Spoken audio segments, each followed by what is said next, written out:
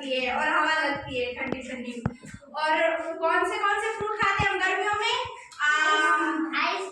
Fruit कौन कौन से खाते हैं? आम खाते हैं, तरबूज खाते हैं और आइसक्रीम भी खाते हैं, जूस भी पीते हैं और कोल्ड ड्रिंक भी पीते हैं, इमली भी खाते हैं, सब कुछ, सब अच्छे अच्छे फ्रूट खाते हैं ना।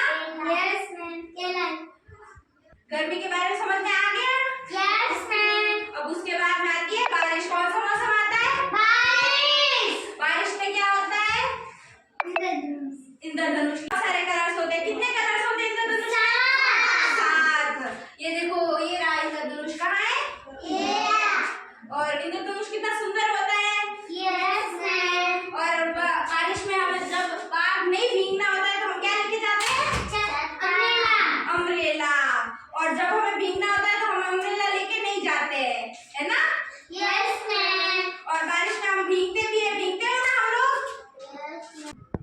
बारिश के बारे में समझ में आ गया तुम सबको? Yes ma'am. बारिश के बाद में कौन सा मौसम आता है? सर्दियाँ। कौन सा मौसम आता है? सर्दियाँ। सर्दी में हम लोग मोटे मोटे कपड़े पहनते हैं। कैसे कपड़े पहनते हैं? मोटे।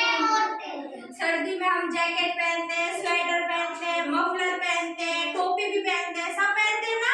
Yes ma'am. और ऊनी कपड़े पहनते हैं ज्यादा। कैसे कपड़े पहनते हैं?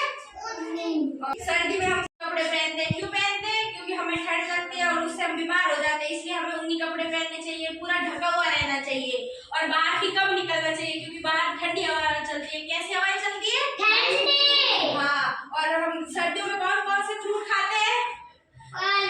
फल फ्रूट कौन कौन से खाते हैं? अंगूर खाते हैं, चीकू खाते हैं, केला खाते हैं, संतरा भी खाते हैं, है ना? अनार खाते हैं।